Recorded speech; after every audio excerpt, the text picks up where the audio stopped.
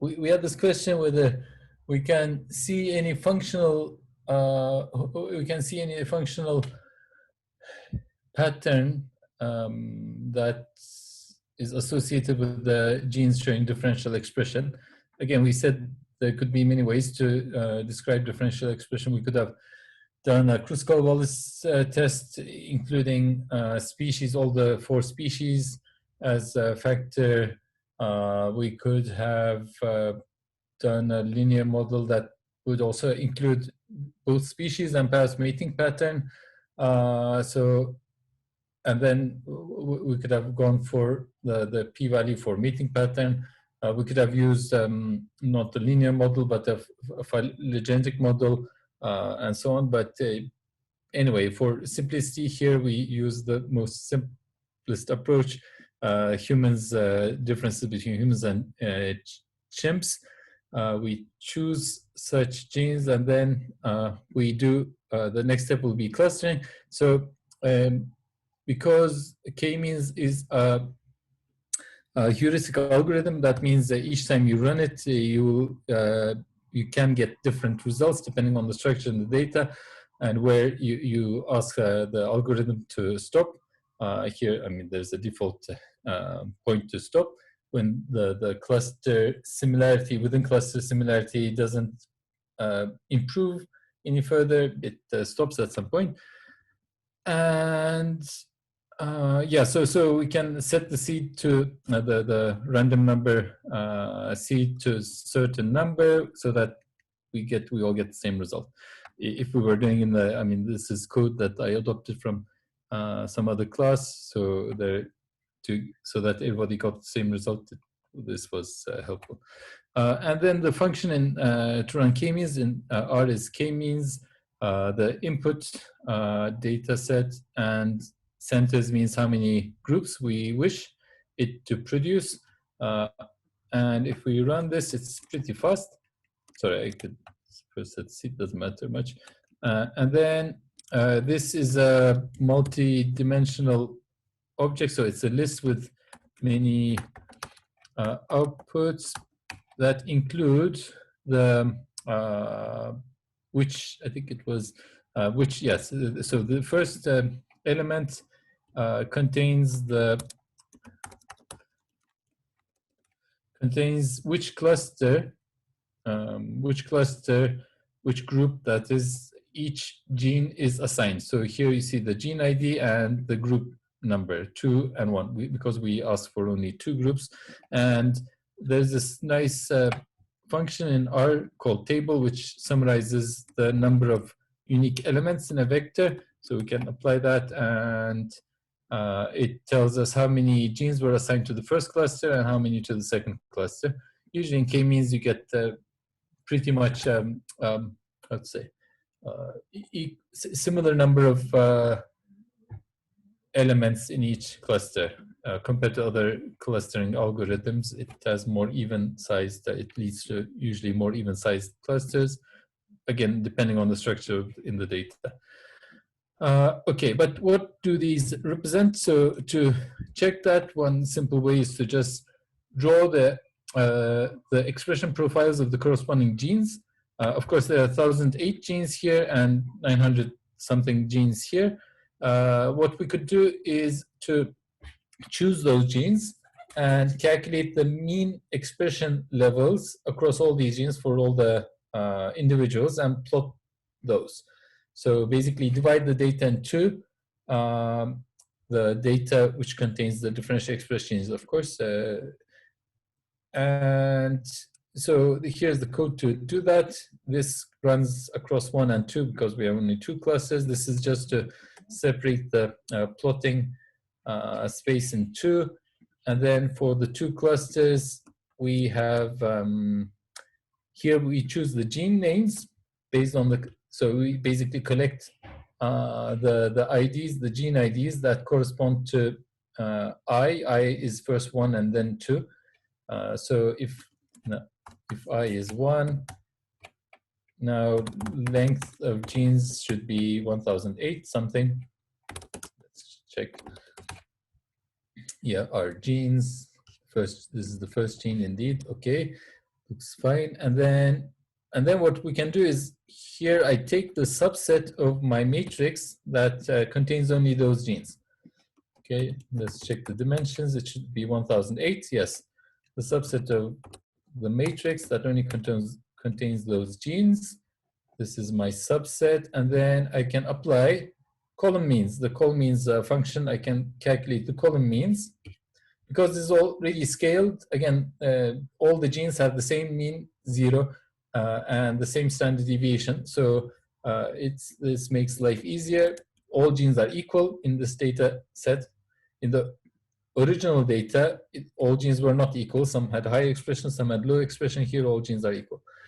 And that I store, I calculate the column means and store the result. So this is, what does this represent? It's the mean expression values for each individual for the genes assigned to the first cluster. Okay, and they should have somewhat different expression pattern than the genes assigned to the second cluster if there is variation in data. And then here I'm also to be able to plot a nice plot, I create a text a character string to plot on the plot, cluster 1 with something genes. And then if I run this, oops, so I see it here. Yeah, okay. Cluster 1 with 1008 genes, cluster 2 with blah blah genes. And as you see, we see two pretty different patterns. So humans and gorilla low expression, chimp highest expression, humans and gorilla high expression, chimps low expression. Of course, if we divided the data into more groups, we might see different different patterns. And this we won't have time to explore, but this is a simple, quick and dirty approach to divide differential expression patterns into distinct groups, and then we can further ask: do genes which correspond to one of the clusters, do they have different functional properties compared to the other cluster? Actually, this is a critical point. So when doing functional association, or enrichment tests or gene ontology tests, when doing such analyses, it's you have to decide on what kind of background to use. So you could compare the genes here with their respective functional properties. You could compare the genes here with all genes in the genome. You could compare them with all genes expressed in the testis. You could compare them with all differentially expressed genes, that is this other gene set, right? You could imagine at least 3 different backgrounds to perform gene ontology analysis. And in fact, all these 3 types of backgrounds, they might yield different type of results. Can you see why they would be different? Just give me a sec while you.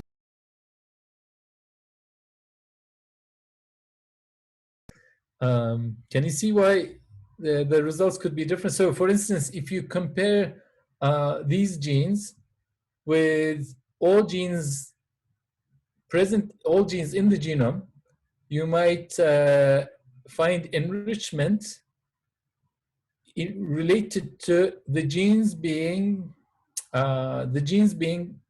perhaps represented on the microarray, because these are genes all represented on microarray. In fact, these as well, and some other all the something thousand genes, they were all represented on the microarray, right? Or something related to RNA sequencing, or perhaps adult expression, so expression in adult tissues. So this cluster of genes, they have many properties that differentiate them from, that you could imagine differentiate them from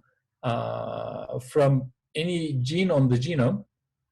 that might have nothing to do with human and gorilla having higher expression than chimpanzee macaque in the testes. Can you follow that? So if we chose as background to study the functional properties of these genes, if we chose as background, if we compare this set of genes with all genes in all protein coding genes in the genome, the answers we would get could be something totally unrelated with this expression pattern. But actually what we are interested in is this expression pattern per se, right? We want to see like what kind of functional processes might be behind this differential expression pattern with humans low expressed or humans high expressed and vice versa for chimp.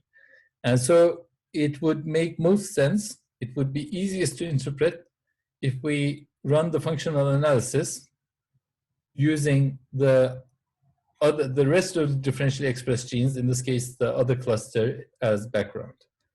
And this is an important point that in the literature many times you see people running gene ontology analyses on differentially expressed or putatively differentially expressed gene sets, but using all genes in the genome as background, and that actually doesn't make much sense.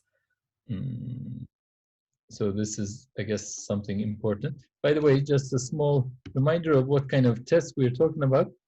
We're talking about something like this, in case you are not, okay, here. So the test we will be performing is genes in cluster A and genes not in cluster A, and then genes in gene ontology category X and genes not inside that category. So basically, we will be distributing our genes into these 4 categories. A gene can be only in one of these 4 categories, and then we can perform Fisher's exact test. Okay, for association or non-association, for independence, doesn't matter, same thing. So the null hypothesis is no association, of course, and if we reject the null hypothesis, it's association. It means the being inside the category and being in cluster are related if we reject the null hypothesis.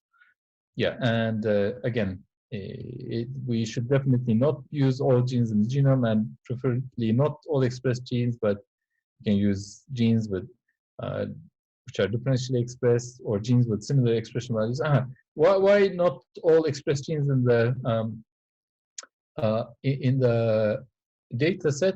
Well, because, for instance, you might have some genes which are more noisy due to the, let's say, expression levels, more noisy than others, and then basically, if a gene is more highly expressed, you will have higher power to identify differential expression. I hope this is clear. So, given the same amount of species differences, if there are certain magnitude of differences among species, but a gene is highly expressed, it will be easier to identify differential expression. If it's lowly expressed, it will be more difficult to identify differential expression because there's also background noise. Background noise will obscure the signal. And so genes that pass our threshold for differential expression, they will also tend to be genes that are more highly expressed than the rest in general. And so again, if we compare any differential expression expressed gene set with all expressed genes, we might simply be studying the influence of expression level, okay, which is not perhaps what we want. Was that clear? Choosing your background is super important. Background is important. Okay, hopefully that was clear. And now let's finally do our job, and let's say let's choose one of the groups. let's choose group 1. Okay, ask if this group of genes has different different functional properties than this group. What would you expect? Okay, thank you, Shawad. My question is to all the audience: what kind of functional groups would you expect? What kind of geo groups would you expect to be enriched in cluster 1 genes compared to cluster 2 genes?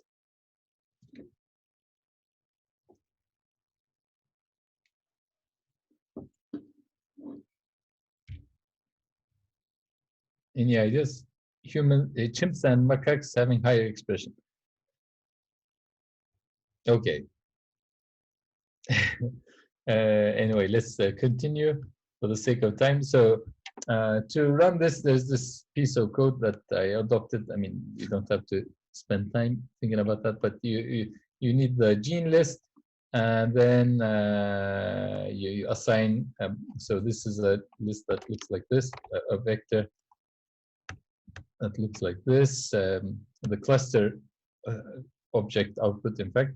And then you say, I want to test the genes with group ID 1 relative to everybody else. And this function, so this is based on, this uses these two libraries. TopGo is the function that runs the Go analysis, collects data, runs Go analysis. This is the data ensemble data. What's ensemble? I forgot. Anyway, some database of human genes. And what you do is you, okay, this is a TopGo function. You run this. Here it's using ensemble genes. It's going to that database, collecting Go information for each human gene in the data set. It's collected the data, and then it runs the Fisher's exact test. That is this test for each, oops, here, it runs this type of test for each Go category. Thousands of Go categories in gene ontology, as you know. And then basically you can collect, just whatever, some piece of code, and then you can also calculate the corrected p-values and join them together, blah, blah. Oops, and this is our final result, a table of Fisher's exact test results. Let's study this again. Yes, okay, and here we go. So the top, this is the Q value, the corrected Fisher p-value, how many genes annotated in this data set to this group, the Go ID and the Go term. We're only testing biological process, by the way. They're also the molecular function and cellular component, as you might know. And how many of these genes were significant here means how many of these genes, of the 346 genes, were among the differential expressed gene set, and how many would be expected if there was no relationship. The expected is calculated based on assuming independence, so the proportion of the two types will give you the expected. And the top categories, as you see, regulation of developmental process, blah, blah, blah. And okay, this is actually funny. This is a lot of, just a sec. Did I test group 1? Group 1 was which group? This is totally unexpected. This looks like genes more highly expressed in human. Was that what I draw? Give me a second. This is cluster 1. This is I said I is 1.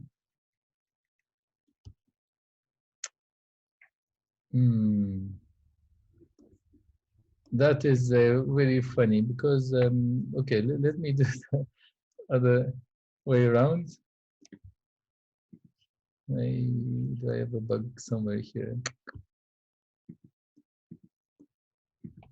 I run this again. Give me a second. Cluster 1, chimp higher. Okay. And then cluster 1, let's try this again. Let's see, got an error somewhere. Because I was the functional groups I was where I had were just the opposite of what I was expecting.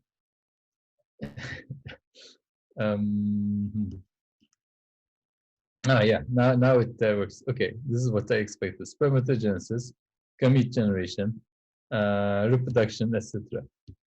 Okay, so I don't know. I had the bug somewhere in the previous run.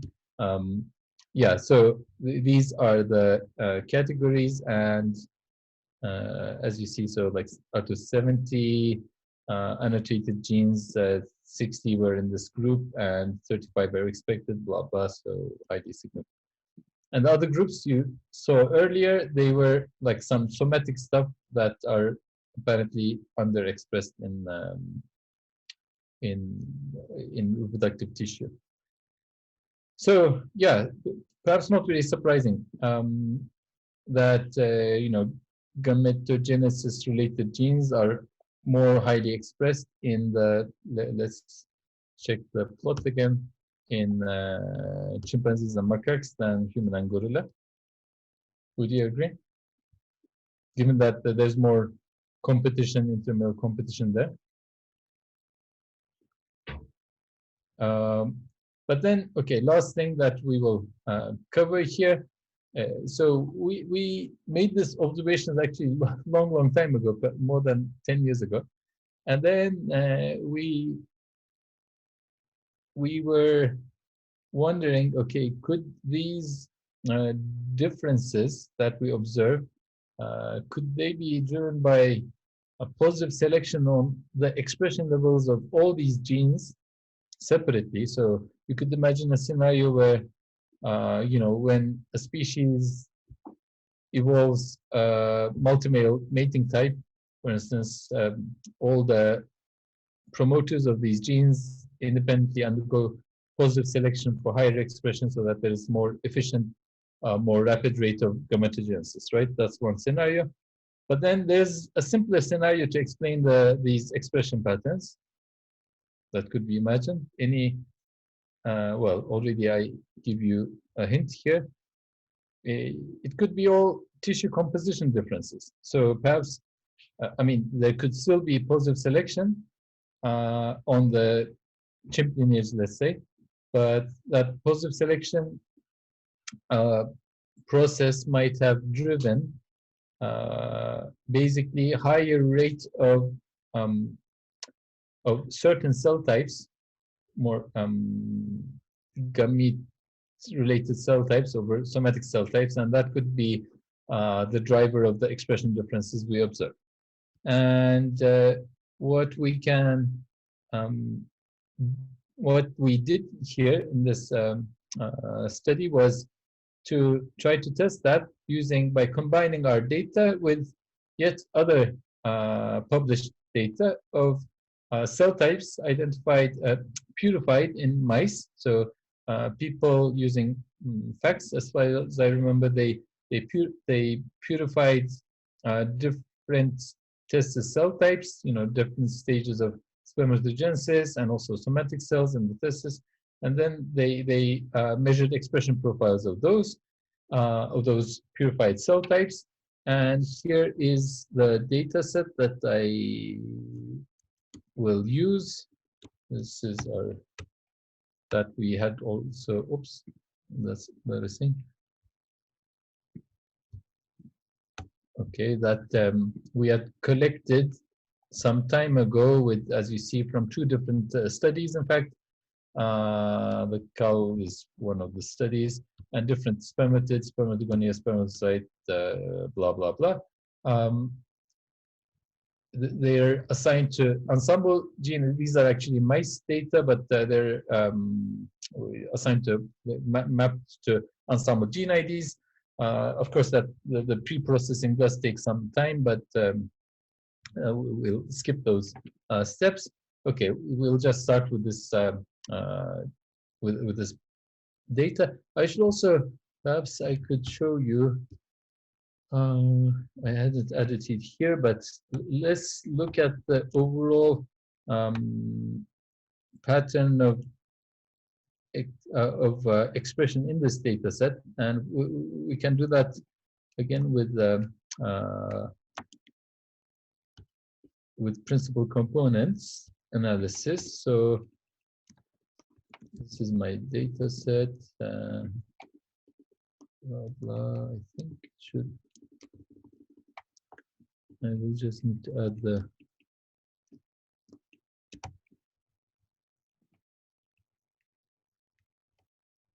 Yeah. I just need to show you the names of these guys, and as you see, I'm adopting code, recycling code all the time. I can add text. Yes, this should work. No, this should work. Okay, yeah, well, you already see here, so kind of blurred, but so we have the spermatids here, the spermatocytes here, and the spermatogonia and the Sertoli cells, so the somatic cells over here. So the PC1 separates, we see clear separation of the cell types. There's again, we managed to remove the batch effects because again, these were balanced.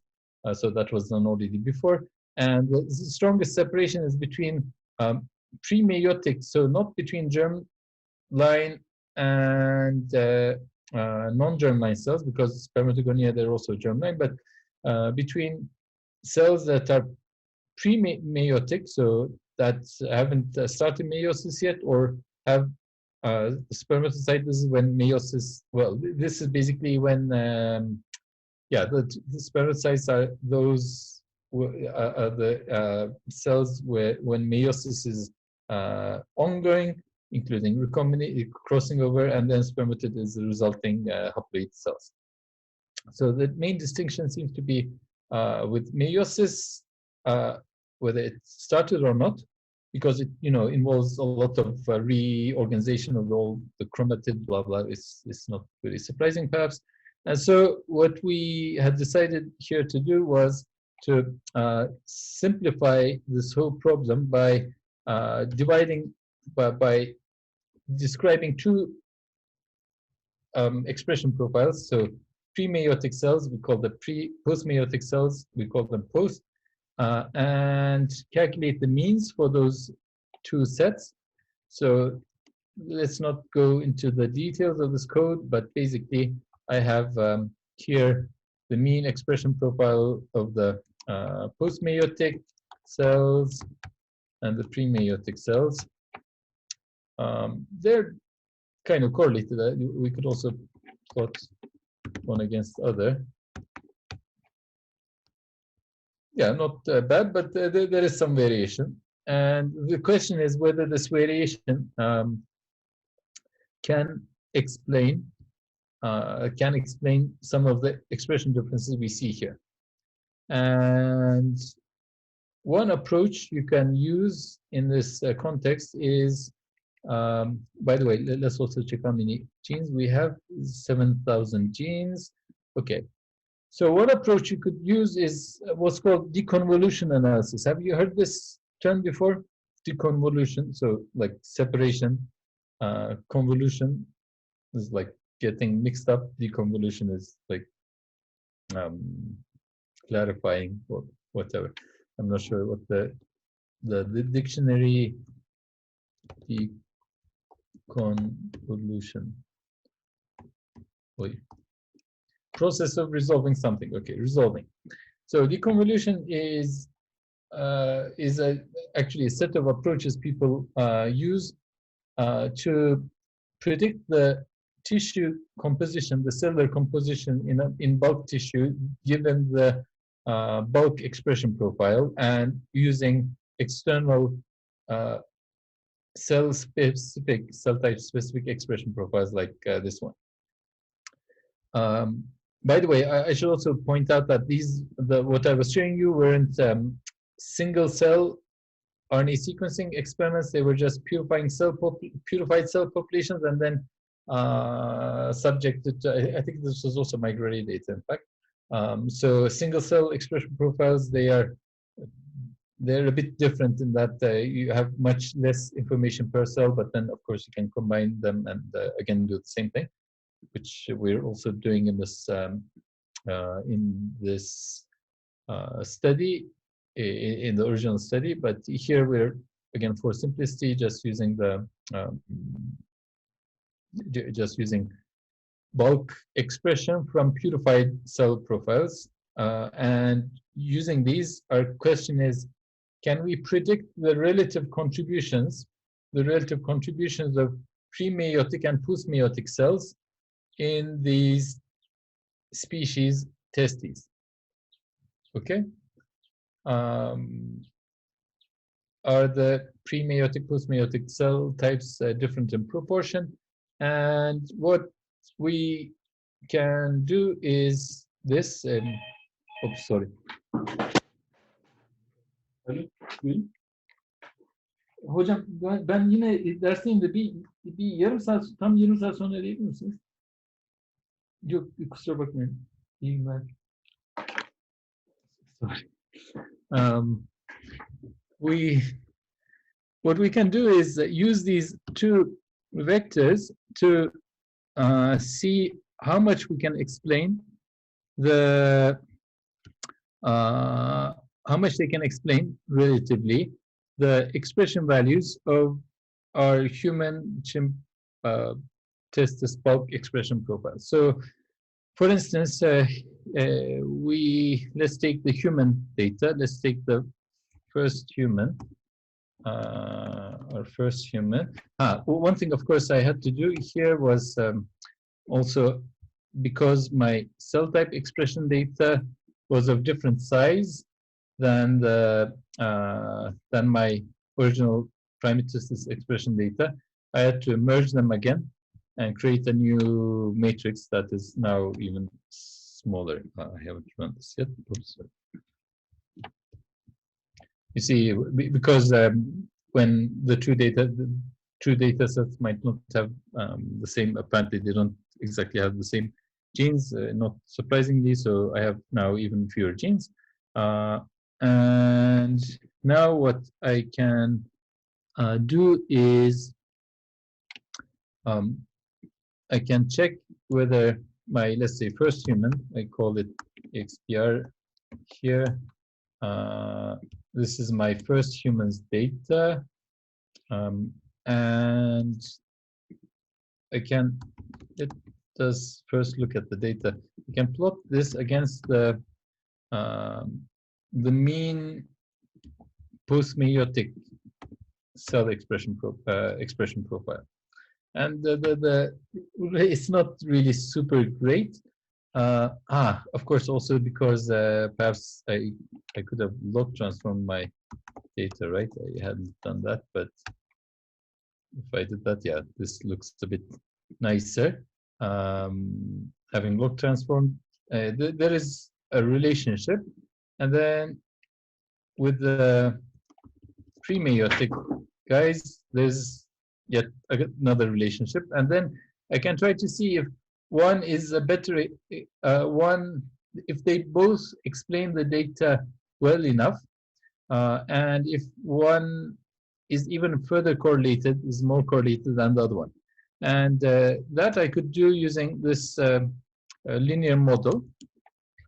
And so if is everybody familiar with this? So I'm doing a linear regression. This is the human data. I'm trying to explain the human expression profile across all genes, right? Across these 6,700 genes. I'm trying to explain human expression with the expression of post-meiotic, purified post-meiotic cells, and with the expression of purified pre-meiotic cells. Okay, and if this is LM is for linear model in R, and this is a multiple regression model, simple with two factors, and as you see, both factors are significant. And then these values, these estimates, these are the slopes. And the higher the slope in general, the stronger the contribution of that, the more variance this factor will be explained.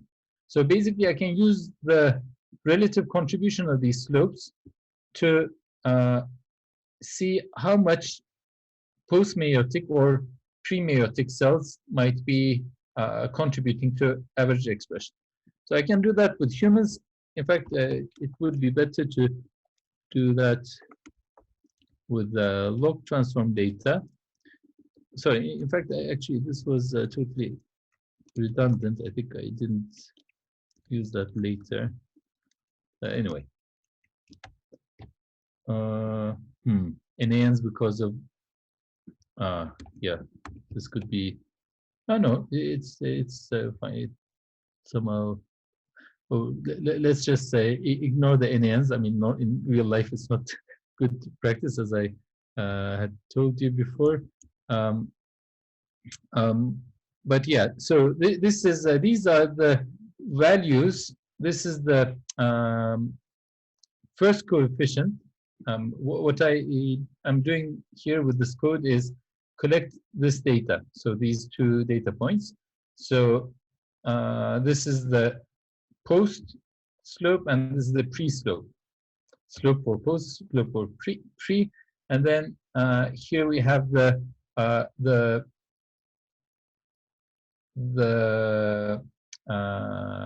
ratio between them. I just have to, let me double check. This is working well, yes. And this over this, though, should give me a positive value. Why am I? Sorry about that. Of course. Oh, no, not of course. Perhaps. Yeah. Now with the log transform version is okay. Now I think it will make more sense. Post values. That is a bit weird. Anyway, let me just forget about log transformation because I couldn't at the moment figure out what I was getting here. So here we have the log when we fit the model with non-log transform data, the two coefficients and the values for human. These are basically the ratios of the pre versus post contributions.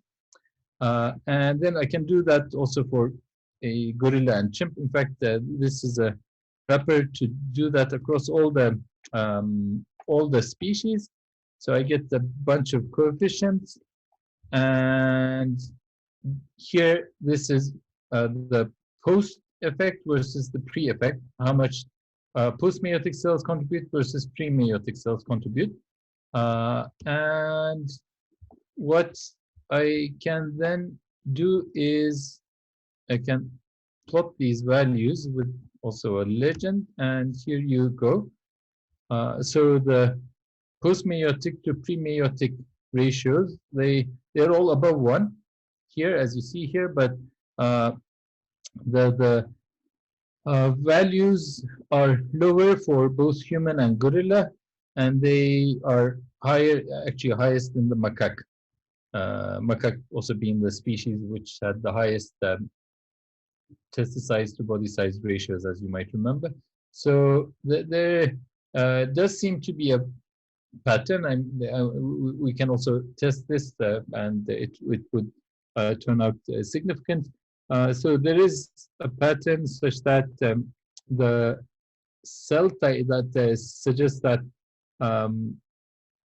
post-meiotic cell types are in higher proportion in the testes of chimp and macaque in the multimale species. So in fact, the expression patterns, the huge divergence people were reporting here people were reporting here was most likely driven by simply a shift in cell type proportions. When during development, probably during puberty, in the chimpanzees, there's perhaps more germline stem cells being produced, and perhaps they're more active. So the main divergence signal appears to be attributable to cell type proportion changes.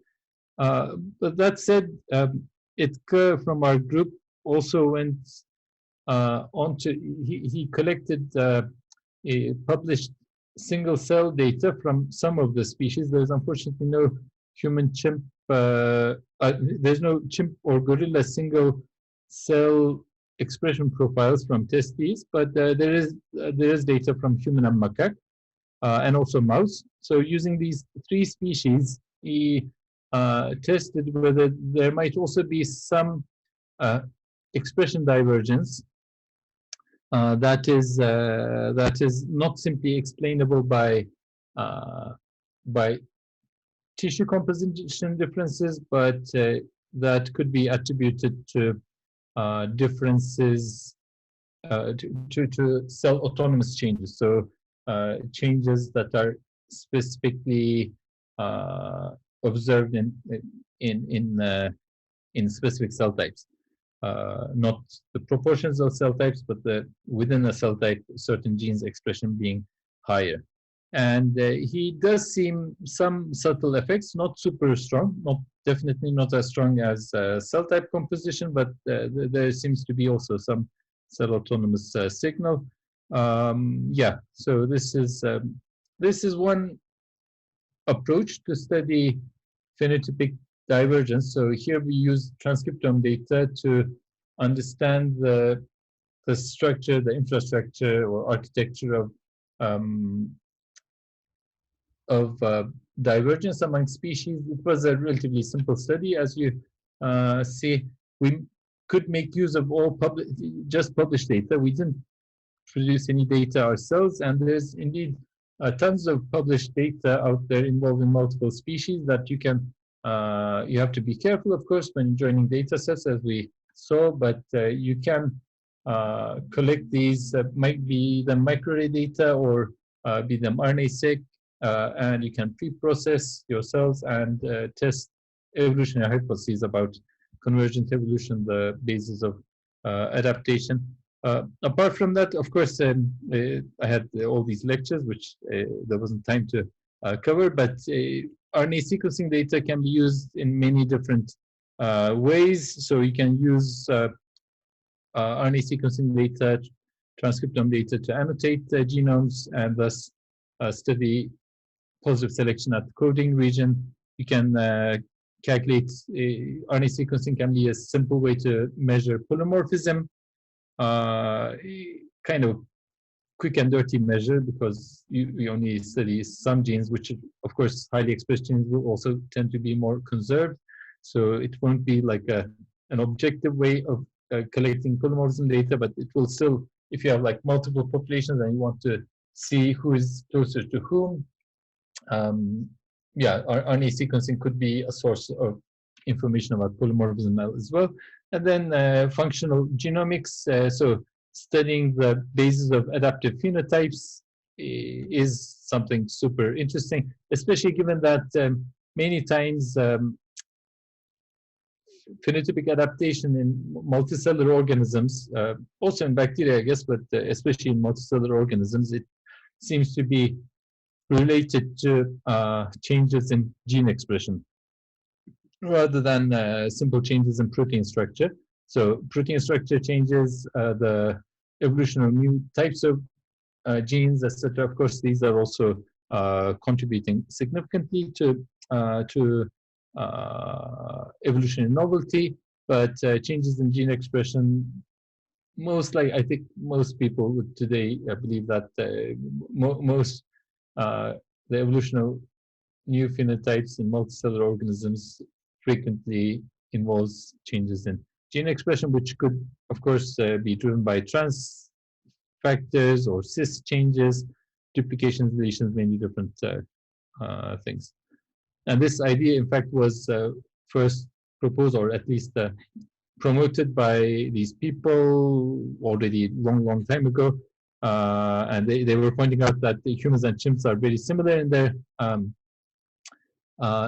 DNA sequences. There weren't any genomes at the time, but they had some information about nucleic acid similarity. And then they were saying humans are so different from chimp, and this might be explained by expression differences. And that motivated many people in the 2000s to study expression changes and the underlying regulatory changes, of course. So there are these nice studies like from model or semi-model organisms like stickleback to see like what could be underlying, in this case, convergent evolution of these body armor phenotypes. And here as well, they assign people can assign quite a few potentially adaptive variants to regulatory changes, than coding changes. Yeah, I think that's probably enough. Yeah, there are many things you have to take into account. I mean, I think already this, if you will be performing RNA sequencing experiments, one thing to take pay extreme attention to is study design and having balanced design for all the steps until sequencing, from sample collection to sequencing, because RNA is a super unstable molecule, not like DNA. It doesn't really matter which day you prepare your DNA sequencing library in general, but it does matter a lot which day you prepare your RNA sequencing library, which day you isolate your RNA, which how you freeze your samples, etc. You know, the RNA population and tissues, it's very heterogeneous, and they all have their own dynamics of degradation. So there's all kinds of batch effects possible. So you cannot avoid batch effects in reality, but you can design your study in such a way that they can be later accounted for, just like what we did in the exercise here. So even strong batch effects can be pretty efficiently accounted for, as long as there is balance. But if there's no balance, like if all our human data were microarray origin, if all our RNA sequencing data were of chimp origin, there would be no way for you to jointly analyze that data. I hope that is very clear.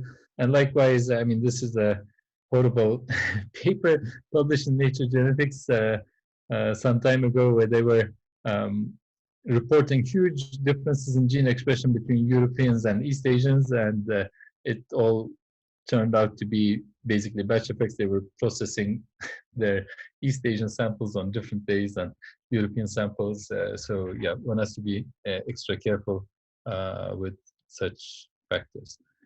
Okay, I think that's enough. Are there any